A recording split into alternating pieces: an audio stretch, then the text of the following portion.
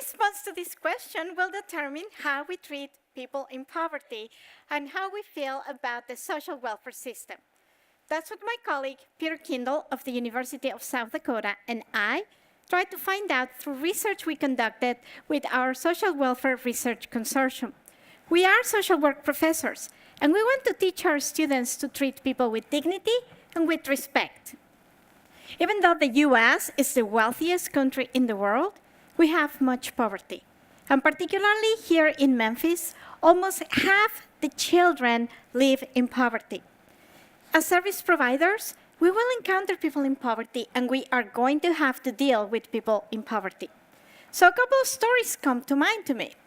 I remember a woman at the food pantry. She was waiting in a waiting area, and there was a wall with shelving and items destined for the clients. This woman gets up to look at the items, and the receptionist barks at her, "Sit down, now!" Oh my God. So this poor woman is made to feel like trash because she looked at items destined for her. If a wealthier person goes to a store, fingers pearls or furs, nothing happens, right? And then there is John. John is in his 40s, and he has worked all his life really hard, but he also suffers from tremendous pain on his left leg, the result of an old injury. So I asked him, "John, have you seen a doctor?" And he says, "No, they make me wait for hours. They look at me like I'm dirty, and then they just think I want drugs. So no, I don't go." Healthcare providers and social workers tend to treat people they blame for their poverty much worse. They give them less time, they dismiss them. And if poor people are blamed for their poverty, they don't want to access those services. They feel shamed.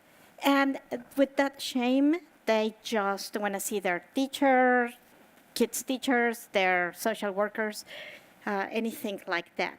So what we have is two effects. One of them is the delivery of services is inferior to begin with because people are not treating the poor the same. They give them less time, brush their concerns aside.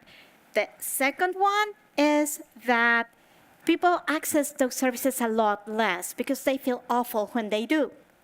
We're not going to have any good outcomes on anything if we don't treat people like people. So we can attribute poverty to individual causes and think that it's their fault because people are lazy, they don't work, they drink, what have you. On the other hand, we can see poverty as a result of the structure. Low wages, there are no jobs, no access to daycare, that sort of thing. And then there is luck. And here's the thing about luck. We don't distinguish between bad luck and structural failings. It is, of course, unlucky to be born as a member of an oppressed group. But the basic problem is not the accident of birth, but rather the structural conditions that make it hard to be a Black man or a woman or a person with a disability. In the same manner, losing one's job when there are savings and a strong safety net, although unlucky, is not as bad as losing one's job when those things are not in place. And being born with great intelligence, a great ability, athletic ability, beauty, or height is lucky. But just because society punishes those born without those characteristics. So poverty can be viewed as merited, the individual's fault, or unmerited, not the individual's fault. But if poverty is being seen as merited, then we're essentially blaming the poor for their poverty. So we define blaming as the attribution of poverty to individual factors rather than structural factors. People may think that people are poor mainly because of individual factors, behaviors, or they're poor because mainly structural factors, what is going on in the society, or maybe both at the same time. So how do we make sense of people thinking that both structural and individual causes are true? This is how we constructed the blame index. We utilized an instrument assessing attributions of poverty. We had attributions to the individual items, such as people are poor because they don't work. Or we also had attributions to the structure items, such as people are poor because they don't have the same opportunities. And so what we did, we subtracted the score obtained on attributions to the structure from the score obtained in attributions to the individual. And what remained was totally and purely attributions to the individual, or blaming. The blaming index goes from a +4 to a -4, with +4 being most blaming, -4 being least blaming. So if somebody says, well, no, it's all individual, their behavior, the structure has nothing to do, that would be a +4. If somebody says, well, both individual and structural factors are to blame, then that would be a 0. And if somebody says, no, it's not because people are lazy, it's all the structure, then that would be a -4.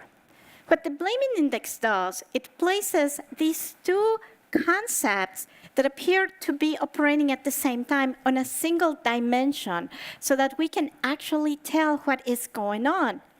We found that our students scored a -1 on pre-test and a -1.3 on post-test.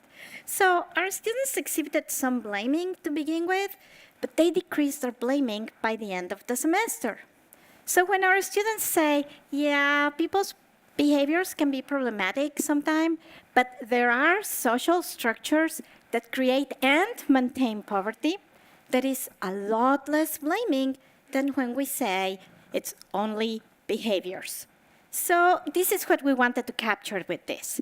The idea that while it appears that there are these two concepts going on at the same time, there really is only one dimension, and it is to the degree poor people are blamed for their own poverty. It is very important to assess how much blaming there is, because we want to educate professionals who treat everybody with dignity and respect. Thank you.